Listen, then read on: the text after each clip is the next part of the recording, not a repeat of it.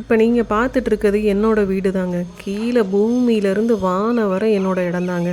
சொல்லும் போதே அப்படி தலையில் கிரீடத்தை தூக்கி வச்ச மாதிரி இருக்குது. எனக்கு 2 குழந்தைங்க. இந்த வீடையும் சேர்த்து எனக்கு இது ஒரு 3வது குழந்தை. இதே சென்னையில் ஒரு 4-5 வருஷத்துக்கு முன்னாடி நிறமாச கர்ப்பிணின்னு கூட பார்க்காம என்னை வீட்டை காலி பண்ணலாம் வச்சுருக்காங்க. என் மேலே எந்த தப்புமே இல்லாமல். அது இன்றைக்கி வரை என் மனசில் ஒரு ஆறாத தழும்பாக தான் இருக்குது. பொதுவாக இதுவரை நான் வாடகைக்கு கூடியிருந்த எல்லா ஹவுஸ் ஓனர் கூடயும் எந்த ஒரு கிளாஸும் எனக்கு இருந்ததில்லை.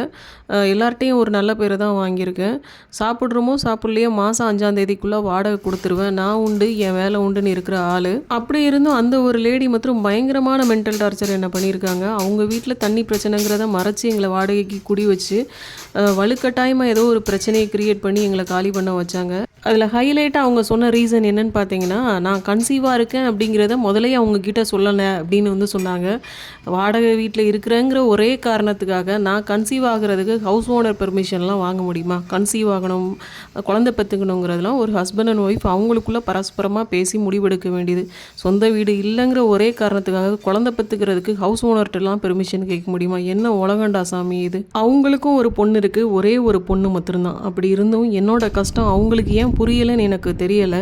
ஒவ்வொரு டைமும் வீட்டை காலி பண்ணிவிட்டு நம்ம திங்ஸ் எல்லாம் பேக் பண்ணிவிட்டு இன்னொரு வாடகை வீட்டுக்கு போகும்போது மனசு ரொம்ப வலிக்கும். நமக்கு ஏன் இப்படி ஒரு நாடோடித்தனமான வாழ்க்கை அப்படின்னு சொல்லிட்டு அடுத்த டைம் நம்ம வீட்டை காலி பண்ணும்போது அது நம்ம சொந்த வீட்டுக்கு போக போகிறதுக்காக தான் இருக்கணும் அப்படின்னு நினச்சிருக்கேன். பட் அந்த கனவு இப்போது நினைவாகும்னு நினைக்கிறேன். இப்போ வர நான் இருக்கிறது வாடகை வீடு தான். இங்கே கூட அக்கம் பக்கத்தில் இருக்கிறவங்க நம்மகிட்ட பழகணுன்னா கேட்குற ஃபஸ்ட்டு கொஸ்டின் என்னன்னு தெரியுமா? நீங்கள் ஓனரா டெனண்டா? அதாவது நீ ஓனர்னால் நான் அவங்க கூட பழகுவேன், டெனன்னா உங்ககிட்ட பேசவே மாட்டேன் அப்படிங்கிற மாதிரி அர்த்தம் அது.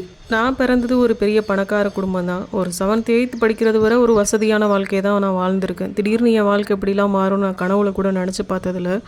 ஸோ பணம் இன்றைக்கி வரும், நாளைக்கு போகும். மனுஷன்ட்ட இருக்க பணத்தை மதிக்காதீங்க, குணத்தை மதிங்க. நல்லதை பண்ணுங்கள், நமக்கும் நல்லதே நடக்கும். மற்றும் ஒரு இன்ட்ரெஸ்டிங்கான வீடியோவில் உங்களை சந்திக்கிறேன். அண்டில் தென் பாய், டேக் கேர்.